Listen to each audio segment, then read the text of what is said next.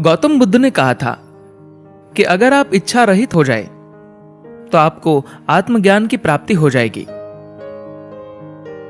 लेकिन हमारे जीवन का हर काम इच्छा से करते हैं, तो फिर किस और संकेत कर रहे थे गौतम बुद्ध? आप किस चीज की इच्छा करते हैं? क्या आप किसी ऐसी चीज की इच्छा कर सकते हैं जिसे आप नहीं जानते? आप केवल उसी चीज की इच्छा कर सकते हैं जिसको आप जानते हैं, या उसी चीज के थोड़े बेहतर रूप की।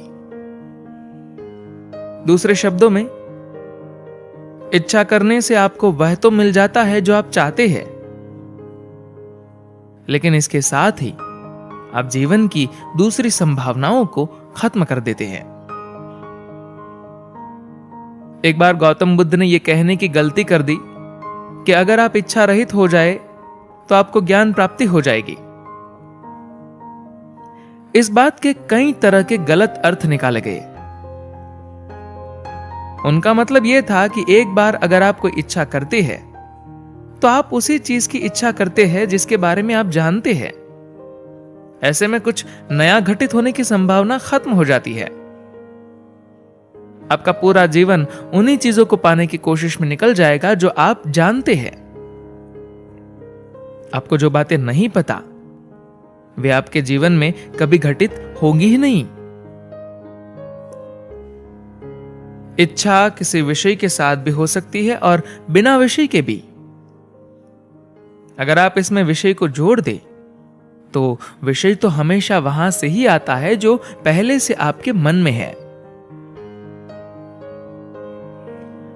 आप एक बहुत बड़ी इच्छा पैदा करें, किसी चीज के लिए नहीं, किसी इंसान के लिए भी नहीं, बस एक बहुत बड़ी इच्छा। ये कैसे किया जाए?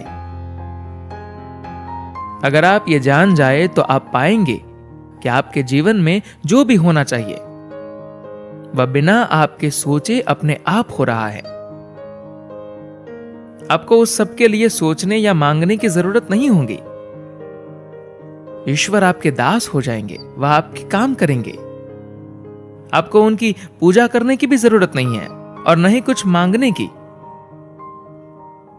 आपको बस एक बहुत बड़ी इच्छा पैदा करनी है जिसका कोई विषय न हो, कोई दिशा न हो, बस एक विशाल ऊर्जा हो।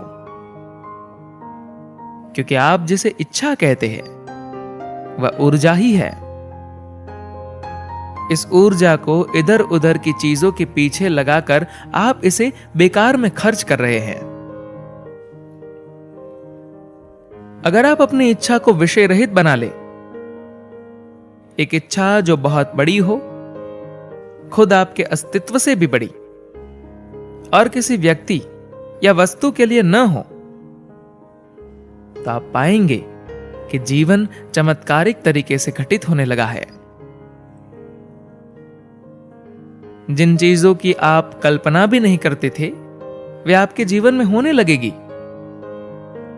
क्योंकि अब जीवन ऊर्जा अपने चरम पर है। अगर आप अपनी जीवन ऊर्जा को चरम पर रख सकते हैं तो वे बेहद खूबसूरत चीजों को आकर्षित करने लगेगी। दूसरा कोई रास्ता नहीं है। अगर आप अपना जीवन कुछ खास और सीमित लक्ष्यों के साथ जी रहे हैं तो इच्छा पैदा करने और उसे पूरा करने में कोई बुराई नहीं है। लेकिन अगर आपके जीवन का लक्ष्य उन सभी चीजों से परे जाना है जो अभी आपको पता है, तो आपकी इच्छा विषय रहित होनी ही चाहिए। हमारा एक कार्यक्रम है जिसका नाम है भाव स्पंदन। इस कार्यक्रम में एक जबरदस्त इच्छा पैदा की जाती है, एक ऐसी इच्छा जो खुद आपसे भी बड़ी हो। यह इच्छा न तो किसी चीज के लिए होती है, न किसी इंसान के लिए। यह इतनी विशाल होती है कि बस आप अपने शरीर से बाहर निकल जाना चाहते हैं। जब ऐसा होता है तो लोग बिना किसी कारण के ही परम आनंद में आ जाते हैं। उनके आनंद को देखकर आप अंदाजा नहीं लगा सकते कि ऐसी भी कोई चीज इंसानी जिंदगी में हो सकती है।